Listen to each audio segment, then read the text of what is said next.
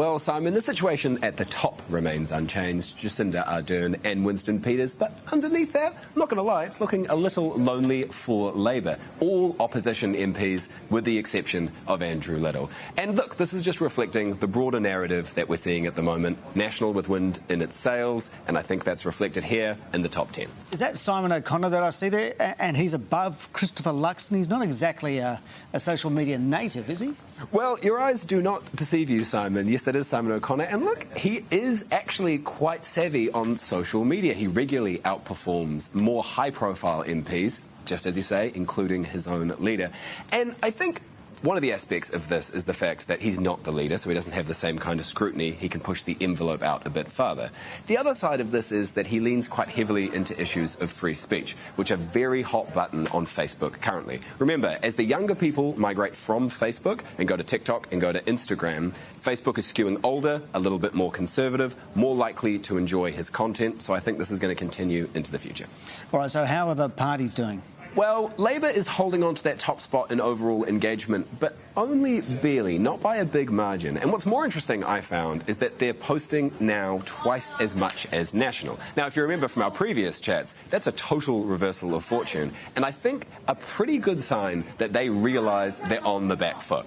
Now, other than that, not as much to report on. We've got the Greens languishing down in 5th place, which is a bit of a shame to see because they used to be such a weapon in this space. But I think this is just the inevitable result of the fact that they've got 1 foot in and 1 foot out of government. Makes it hard to be punchy in this space. So the election is inching closer. Has there been a ramp-up in either advertising or even attacks? There has been. ACT have actually started to spend big money, 15 grand this week alone. Labour have started spending large also. So basically, the online election has begun. Now, political advertising on Facebook is fascinating because you can be so terrifyingly specific in the demographics that you're targeting. Compare that to traditional political advertising where you just whack a billboard up and hope the right people see it. So you can hit the people you want all day, all night, online. And I think this is part of a broader shift that we're seeing into all year round electioneering. Social media allows that to happen every day of the week. And this is what we've seen overseas. And I think it's what the Teals used to great effect in Australia. They realised that they didn't have to save up their money until just at election time and do a splurge. They could go all year round. And I think independents globally are going to follow that strategy, and it's a good thing to keep an eye on next election. Last time we spoke, Elon Musk had just closed a deal to buy Twitter. What's happening there? Look, it's pretty dire. The deal may fall apart. As we've touched on, massive global economic downturn happening right now, focused on the tech sector, which is, of course, a lot worse for Musk. The deal he made to Twitter is now way worse for him because all of his money is tied up in Tesla stocks. Tesla is hemorrhaging billions of dollars.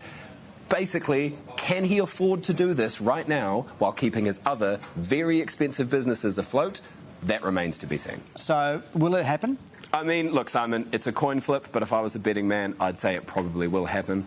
It would, if he tried to back out now, it would trigger billions of dollars in fees, probably a bunch of court cases as well. Basically, what's happening at the moment is he's making a big song and dance, trying to get them back to the table by threatening to walk and trying to get that price lowered.